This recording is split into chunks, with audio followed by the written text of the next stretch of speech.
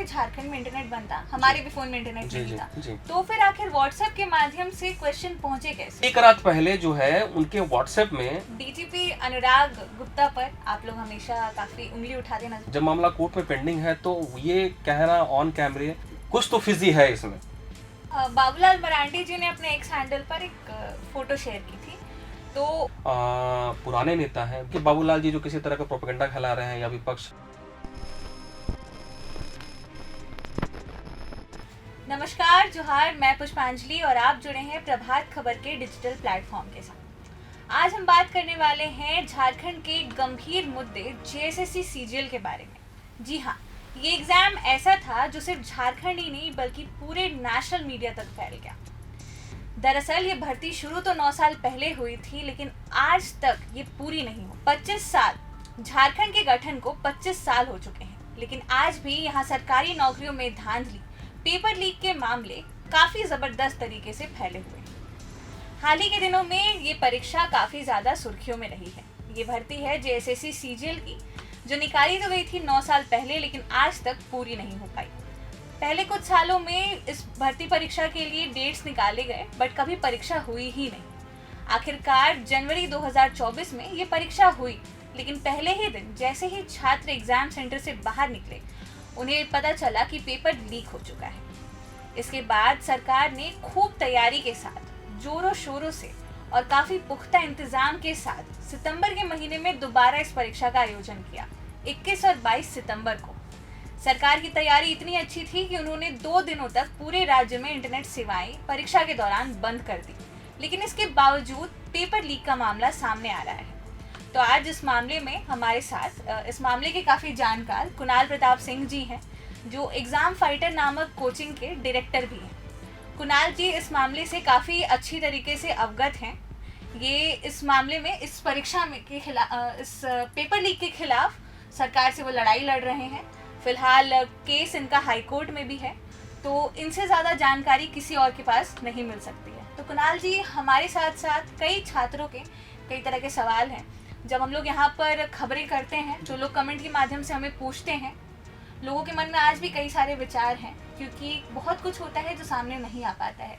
तो ऐसे ही कुछ सवाल हैं जिन पर हम चाहेंगे कि आज आप छात्रों से खुलकर बात करें। तो सबसे पहले तो ये बताइए कि जेएसएससी सीजीएल का पूरा मामला क्या है?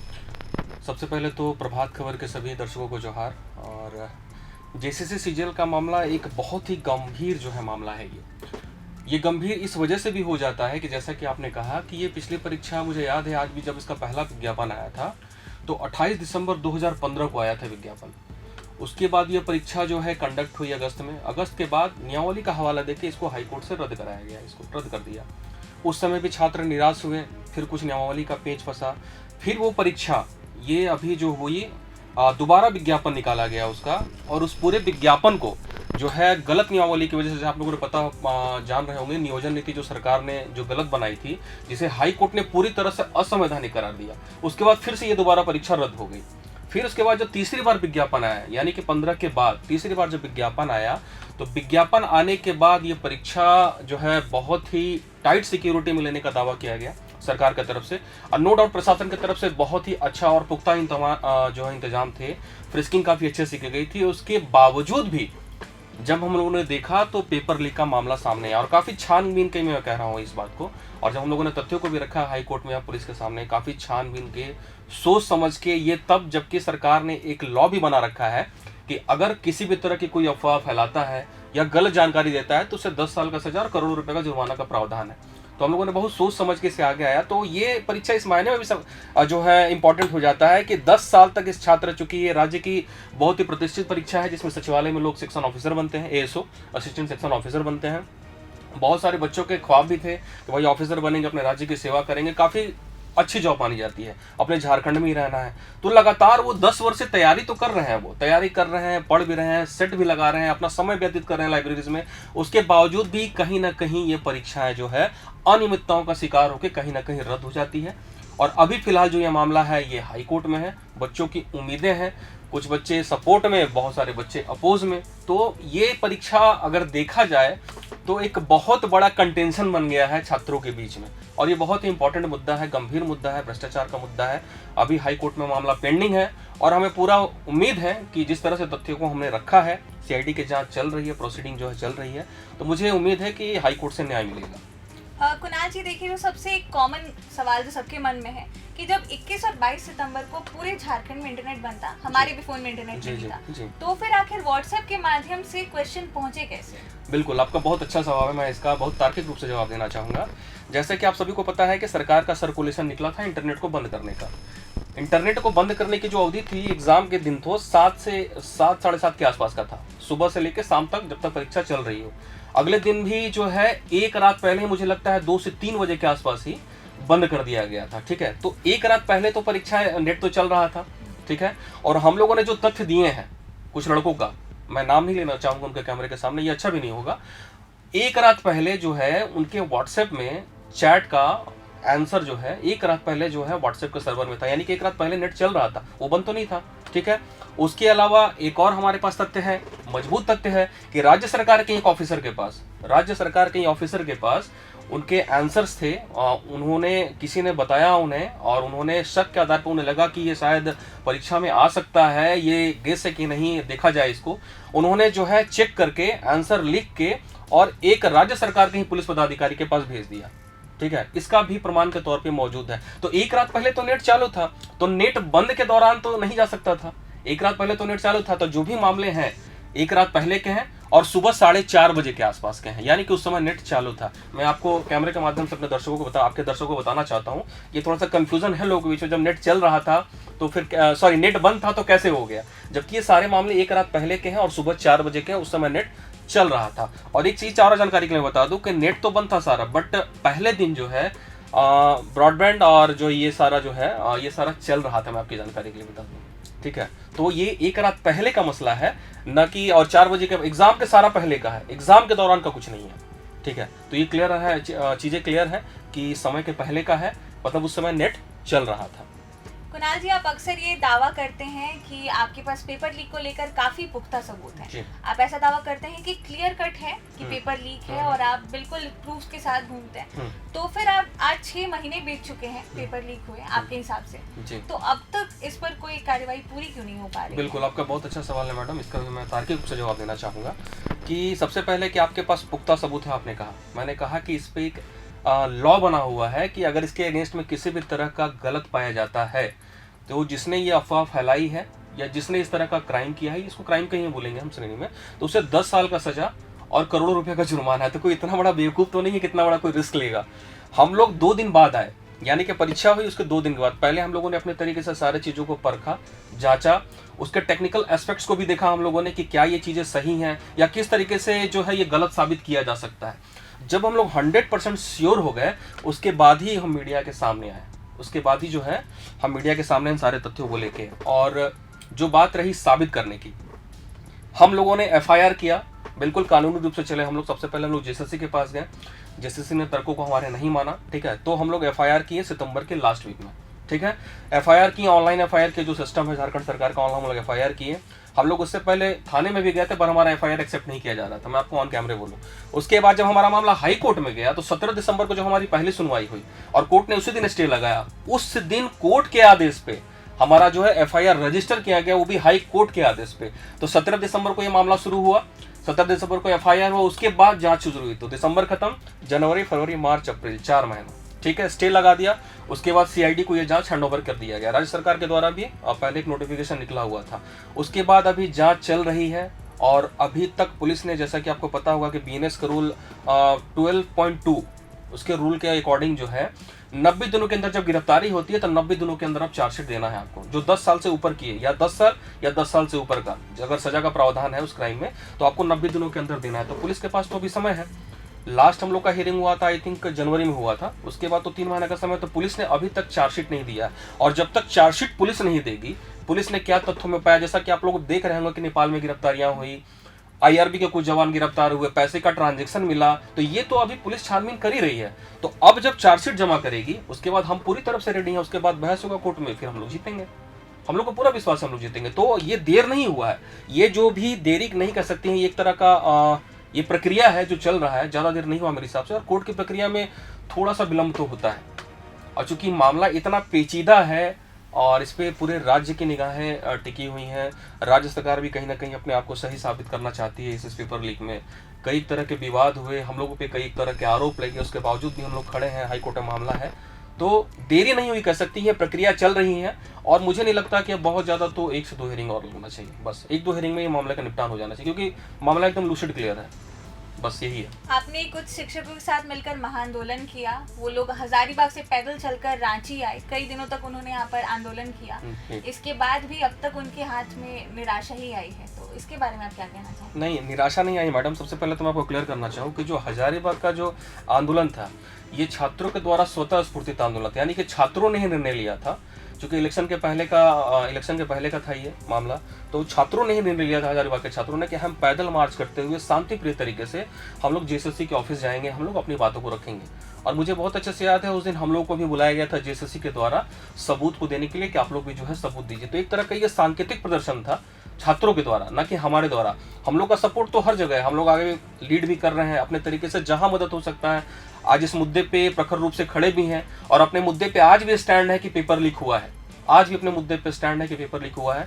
तो शिक्षकों का सपोर्ट तो है, बिल्कुल सपोर्ट है। और चूंकि मैं भी शिक्षक डायरेक्टर हूं, तो मैं भी इसमें खड़ा ही हूं, छात्रों के साथ जो अन्याय है उसके साथ खड़ा हूं। चूंकि ऐसे लोग जो तंत्र में हैं, उनका सफाया करना बहुत जरूरी है। जो बार बार पेपर लीक की जो घटनाएं हो रही हैं, हर एग्जाम में अगर देखा जाए तो यहाँ पे जो है कहीं ना कहीं आरोप लग रहा है, कहीं ना कहीं कुछ क्लू मिल ही जा रहा है।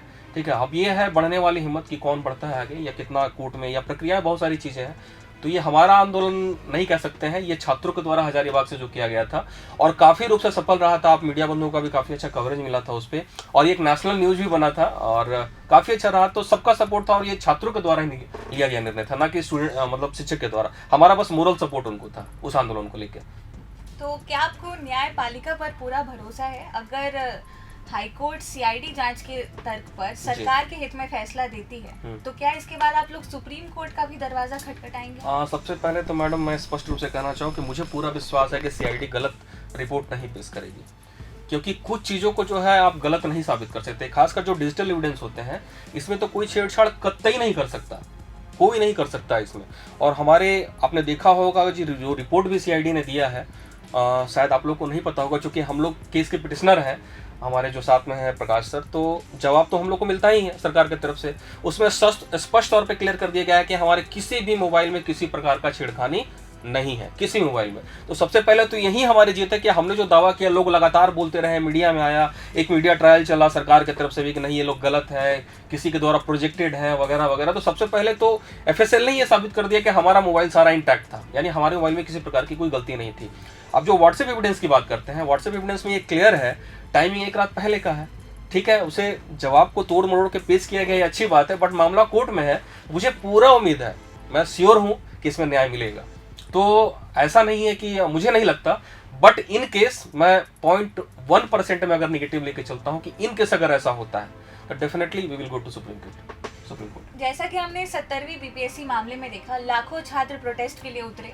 खान सर जैसे बड़े दिग्गज भी उनके साथ प्रोटेस्ट में गए, प्रशांत किशोर जैसे नेता उनके साथ शामिल हुए, लेकिन अंत में कोर्ट ने पेपर लीक के मामले को पूरी तरह से खारिज कर दिया। तो ऐसे में जेएसएससी सीजीएल मामले में आपको सरकार पर और कोर्ट पर कितना भरोसा है? बिल्कुल, बहुत अच्छा सवाल है आपका। और ये छात्रों के मन में मैं देख रहा हूँ पिछले कुछ दिनों से, खासकर जब 70वीं जो बीपीएससी का सुप्रीम कोर्ट से जो है रद्द हुआ, उसके बाद छात्रों के मन में ये कॉमन सा सवाल है कि डिजिटल एविडेंस को नहीं माना जाता है। ठीक है, सुप्रीम कोर्ट में ऐसा मैंने पूरा पढ़ा है जजमेंट को, मैं आपको उस पर स्पष्ट कर देता हूँ कुछ चीज़ों को। सबसे पहले तो बीपीएससी और जेएसएससी का मामला बिल्कुल अलग है। अगर आप बीपीएससी को देखिएगा तो वहां पे 2 तरह के एलिगेशन लगे। सबसे पहले एलिगेशन ये था, जो बापू सभागार जो सबसे बड़ा परीक्षा केंद्र पटना में है, वहां पे कुछ मिसमैनेजमेंट की घटनाएं हुई, मिसमैनेजमेंट कुछ हुआ, और वहां छात्रों ने जो है शोर शराबा करते हुए, ठीक है, कि मिसमैनेजमेंट का हंगामा करते हुए वगैरह कुछ भी करते हुए वो लोग पेपर लेके बाहर निकल गए। ठीक है, उसी में से कुछ लड़कों ने वीडियोस भी बनाया, और वीडियोस बना के सर्कुलेट हुआ हर तरफ, मतलब ये मैसेज गया कि जो है पेपर आउट है। जबकि आप देखिएगा तो कहीं भी किसी भी प्रकार का, जो भी बड़े शिक्षक हैं वहाँ पे, खान सर या जो भी थे, जो भी लोग लगे हुए थे, कहीं किसी ने कोई भी डिजिटल एविडेंस हमारी तरह नहीं दिया था कि हमारा प्रश्न पत्र जो है परीक्षा के पहले है। मतलब एग्जाम चल रहा है, एग्जाम चलने के दौरान परीक्षा प्रश्न जो है सर्कुलेट किया गया। यानी कि कुछ लोगों के द्वारा ये भी हो सकता है कि फोटो खींच के जो है बाहर किया गया, यानी कि परीक्षा के पहले का, यानी कि परीक्षा जब शुरू हुई उसके पहले का कोई भी किसी के पास कोई सबूत नहीं है। पूरा जजमेंट आप पढ़ लीजिएगा, ठीक है। तो पहला तो इसी केस से बिल्कुल डिफरेंट हो गया, बिल्कुल डिफरेंट हो गया। हमारा दावा क्या है कि हमारा समय के पहले है, समय के पहले, एक रात पहले, परीक्षा के पहले भी नहीं, एक रात पहले का है।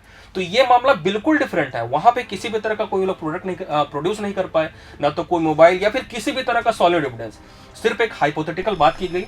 और मैं उसमें नहीं जाऊंगा, हो सकता है कुछ लोगों को बुरा भी लगे जो हमारा सोच रहे हो, क्योंकि लड़ाई उनकी जेन्युइन हो सकती है, बट जो अभी तक जो कोर्ट के सामने आया और जो जजमेंट कॉपी में है वही, कहीं भी आप देखिएगा, पूरे जजमेंट कॉपी को पढ़िएगा, कहीं भी समय से पहले का कुछ भी ठोस साक्ष्य मौजूद नहीं है। तो मैंने कहा आपको कि डिजिटल एविडेंस को कभी भी खारिज नहीं किया जा सकता है। पूरा दुनिया डिजिटल हो चुका है, डिजिटल ट्रांजेक्शन हो रहा है, सारे लोग डिजिटल हो चुके हैं, तो डिजिटल एविडेंस को कैसे खारिज किया जा सकता है? तो उस समय कोई सॉलिड तथ्य नहीं था, इस वजह से वो परीक्षा का जो है कुछ कंक्रीट फैसला नहीं आया और उसे खारिज कर दिया गया मिसमैनेजमेंट बोल के। और ये केस बिल्कुल डिफरेंट है। कोई लाउड स्पीकर पे बोल रहा था, कोई सुन के जो है आंसर लिखा, मतलब कहीं भी ये लोग प्रमाणित नहीं कर पाए। पूरा जजमेंट कॉपी पढ़िए, कहीं भी प्रमाणित नहीं कर पाए। जबकि हमारा केस बिल्कुल डिफरेंट है। हमारा सब कुछ, जो सारा मोबाइल, सारा कुछ समय के पहले का है, यानी कि जब परीक्षा शुरू हुई उसके एक रात पहले का और सुबह का 4:30 बजे का। तो हमारा केस बिल्कुल डिफरेंट है, बिल्कुल डिफरेंट है। क्या 7 मई को कोई बड़ा फैसला सुनाया जा सकता है? मैम ये डिपेंड करता है, CID पे डिपेंड करता है, कोर्ट पे भी डिपेंड करता है। सबसे पहले तो मैंने आपको बताया कि चार्जशीट अभी तक फाइल नहीं हुई है। चार्जशीट अभी तक फाइल नहीं हुई है, तो चार्जशीट आएगा, उसके बाद हम लोग उसका जवाब देखेंगे क्या है, तो उसके हिसाब से हम लोग जवाब तैयार करेंगे। तो 7 मई को मुझे बहुत ज़्यादा उम्मीद तो नहीं है, बट हाँ 7 मई को ये उम्मीद जरूर है कि स्टे बरकरार रहेगा। इस चीज़ की तो गारंटी है, क्योंकि जब वो जवाब ही नहीं फाइल किए हैं तो हम अपने तर्कों को नहीं रख पाएंगे। क्योंकि कोर्ट में तो ऑन पेपर सारा कुछ बात होता है, सारा तथ्यों पे बात होता है, सारा कुछ ऑन पेपर। वहाँ पे सारा कुछ होने के बाद तभी बहस होता है। तो बहस की प्रक्रिया में तो अभी आया ही नहीं, अभी तो हम लोग पेपर की प्रक्रिया में ही है। तो पहले चार्जशीट फाइल होने दीजिए, चार्जशीट फाइल होने के बाद उसके बाद जो है इस पर तार्किक बहस होगी। और मुझे लगता है 1 या 2 हेयरिंग, मुश्किल से 1 या 2 हेयरिंग चलेगा। तो 7 मई को हम बहुत ज़्यादा उम्मीद नहीं कर सकते, to be very frankly speaking. और 7 मई को स्टे बरकरार रहेगा, ये मुझे पूरी उम्मीद है। डीजीपी अनुराग गुप्ता पर आप लोग हमेशा काफ़ी उंगली उठाते नजर आते हैं, तो क्या आपको लगता है कि डीजीपी जी जो इतने काबिल ऑफिसर हैं वो सच में सरकार के फेवर में है? नहीं, ऐसा नहीं है, उंगली नहीं उठाते हैं। मुझे पता है अनुराग गुप्ता सर बहुत ही काबिल ऑफिसर हैं, मैं भी उनके बारे में बहुत कुछ जानता हूँ। 90 बैच का IPS ऑफिसर है, गिरिडीह, हजारीबाग, गढ़वा जैसे वहाँ SP रहे हैं। आपका रांची जैसे शहर के SSP रह चुके हैं, वो DIG बोकारो रेंज के DIG रहे हैं।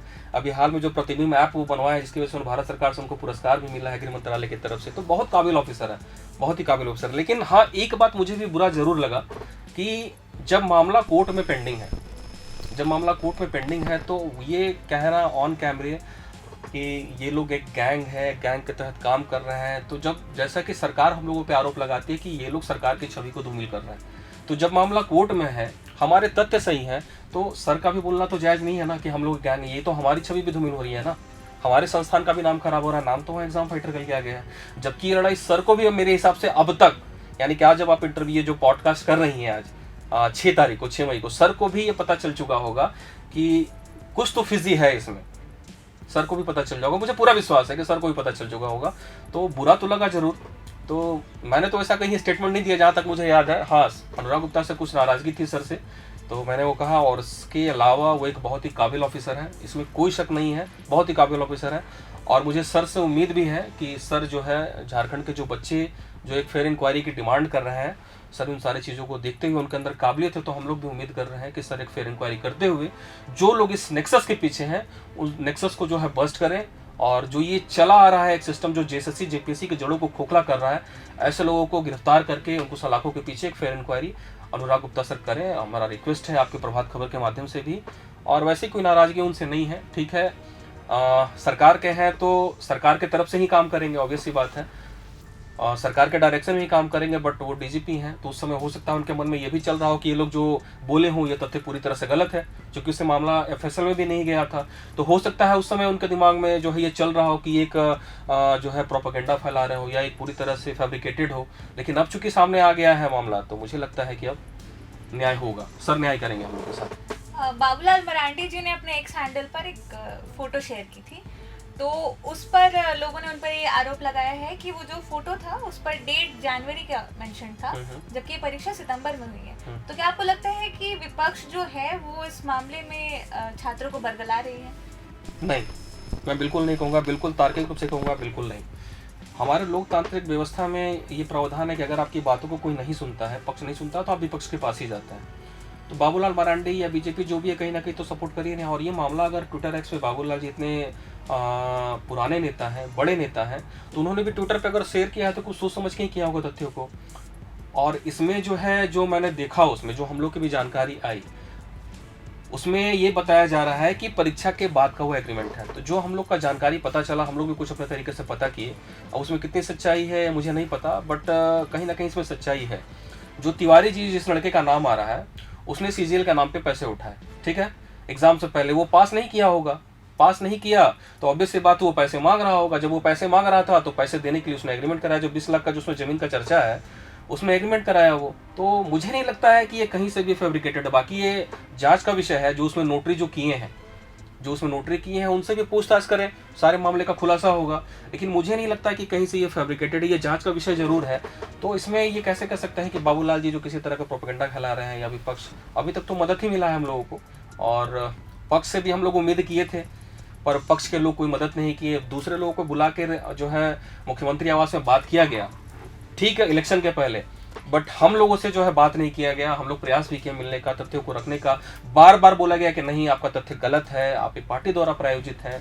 तो हम लोग तो अपने तरीके से प्रयास किए थे, पर वहाँ पे निराशा हाथ लगी। तो मुझे नहीं लगता ऐसा कुछ है, बाकी ये जांच का विषय है। तो आपके हिसाब से आप क्या सुझाव देना चाहेंगे सरकार को कि कैसे पेपर कंडक्ट कराएं कि ऐसे पेपर लीक के मामले ना हो? बिल्कुल, इसी पॉडकास्ट में मैंने देखा था, प्रभात खबर के पॉडकास्ट में जो अनुराग गुप्ता का सर का आप लोगों ने पॉडकास्ट लिया था, उन्होंने बहुत ही अच्छा एक सुझाव दिया था, जिस सुझाव की हम भी बात करते हैं, शुरू से बात करते आ रहे हैं, कि जितने भी परीक्षाएं हैं उसमें प्री और मेंस का प्रावधान किया जाए। बिहार के तर्ज पे, बिहार में देखिए, अगर मैट्रिक लेवल का भी कोई एग्जाम होता है तो मैट्रिक, इंटर, ग्रेजुएशन, सारे लेवल के एग्जाम्स के लिए जो है प्रारंभिक और मुख्य परीक्षा होती है। और यहाँ पे जबकि ये प्रावधान था, लेकिन इस प्रावधान को यहाँ खत्म किया गया। जबकि यहाँ पे मुझे लगता है कि प्रारंभिक और मुख्य परीक्षा जो है किसी अच्छी एजेंसी के माध्यम से जो है अच्छी फ्रिस्किंग करा के कराई जा सकती है। तो इससे 90% जो है धांधलियां हैं ये रुकेंगी, और बाकी का 10% जो है प्रशासनिक, उस पर भी होता है कि जो मैनेजमेंट, क्वेश्चन पेपर का रख रखाव और आपका ट्रांसपोर्टेशन, ये बहुत सारी चीज़ों पर डिपेंड करता है। तो सबसे पहले तो मैं सरकार से यही रिक्वेस्ट करूंगा इस प्रभात खबर के पॉडकास्ट के माध्यम से, कि सबसे पहले जितने भी परीक्षा हैं, सभी परीक्षाओं में प्रीलिम्स और मेंस का प्रावधान किया जाए। और ऑनलाइन एग्जाम जितना भी हो रहा है, अगर आपको लगता है कि आपको ऑनलाइन एग्जाम लेने की जरूरत है, तो एक अच्छी रेपुटेड एजेंसी से जो है ऑनलाइन एग्जाम कराए, जिसमें लॉग फाइल, एटलीस्ट वो लॉग फाइल जो है सुरक्षित रख सके वो, ताकि बाद में किसी भी तरह की अगर समस्या आती है, किसी तरह आरोप लगता है, तो लॉग फाइल से वो क्लियर हो जाएगा किसी प्रकार छूटछाड़ हुई है। तो मुझे लगता है कि प्रारंभिक और मुख्य परीक्षा एक सबसे बड़ा इसका जो है सटीक जो है उपाय है परीक्षा में धांधली को रोकने का। तो कुणाल जी आज हमारे साथ जुड़े, इन्होंने कई ऐसे सवालों के जवाब दिए जिसका हमें और छात्रों को काफ़ी दिनों से इंतज़ार था। कई लोगों के सवाल काफ़ी हद तक क्लियर हो गए हैं। तो कुणाल जी, हमारे साथ जुड़ने के लिए आपका बहुत बहुत धन्यवाद। और इस मुद्दे पर हम चाहेंगे कि हमारी ऑडियंस कमेंट के माध्यम से हमें ये बताएं कि इस पेपर लीक मामले पर वो क्या सोचती हैं, और अगर आपकी कुछ अन्य सवाल हैं तो वो भी आप हमें कमेंट के माध्यम से बता सकते हैं। हम फिर एक इंटरव्यू में उन सवालों के जवाब के साथ लौटेंगे। फिलहाल इतना ही। ऐसी जेएसएससी सीजीएल पर अन्य अपडेट्स और ऐसी वीडियोस के लिए देखते रहें प्रभात खबर का डिजिटल प्लेटफॉर्म। प्रभातखबर.com, विश्वास वही, रफ्तार नहीं।